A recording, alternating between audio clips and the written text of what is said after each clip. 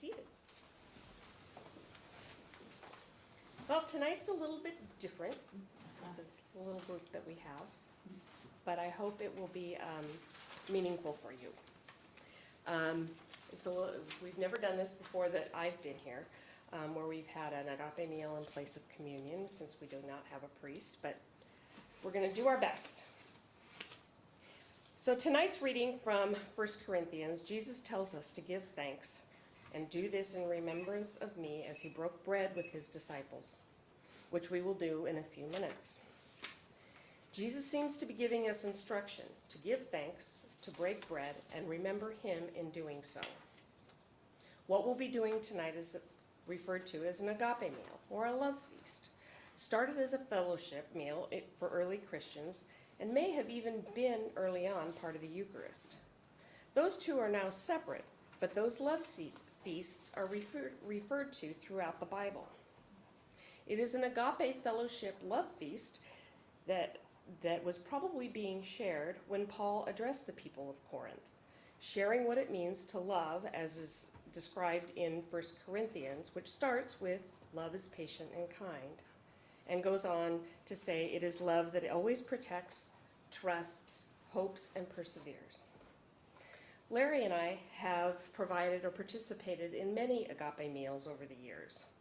Tonight, this simple meal of bread, which is left from our previous bread breakers for communion that we will consume, and wine, and some grapes and cheese, a simple meal that may have been the type of thing shared in Jesus' time on this night. None of this is communion. We can't do that right now. Mm-hmm. This is not a long meal. It can be, but tonight it's not going to be, in respect for people on Zoom. But we do need to consume the bread, the wine. We have a little bit of extra, just in case. And in a few minutes, what we're going to be doing is we will move to the center table, where we will give thanks. We'll sing the doxology, and then we will give thanks for the food. And then we will share it with each other. Now, in our experience in agape meals, people do not serve themselves. They serve one another. So, as we sit around the table, pour wine or grape juice or water for your neighbor. Offer to break a piece of bread. Serve them some grapes. Whatever it is, say, may I please have, and then serve the person next to you. That is what our experience has been of an agape meal. So we're going to try to duplicate that tonight. After that,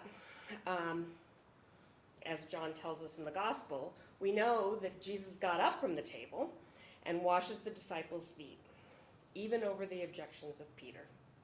Jesus rebukes Peter, where Peter, being Peter, remarks, not only my feet, but my hands and my head.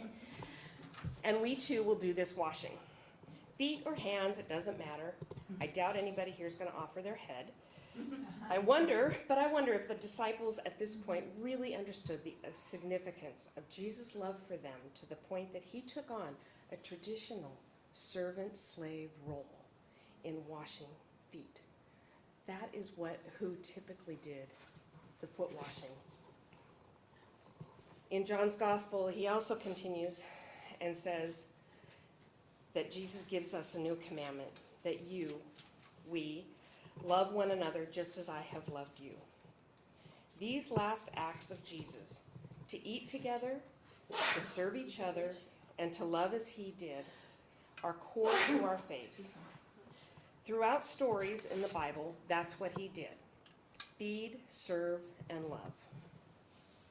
On page 7 of your bulletin are the 4 basic Greek definitions of love, which are philios, love for a friend, storge, which is love for a family member, parent for a child for parent, eros, the romantic love, and agape, which is the ultimate, noblest, and purest form of love. It's also the hardest. Agape love, like Jesus gives us, doesn't depend on anything. We can't do anything at all to earn it. It just simply is. It is through grace that Jesus loved us to the point of death.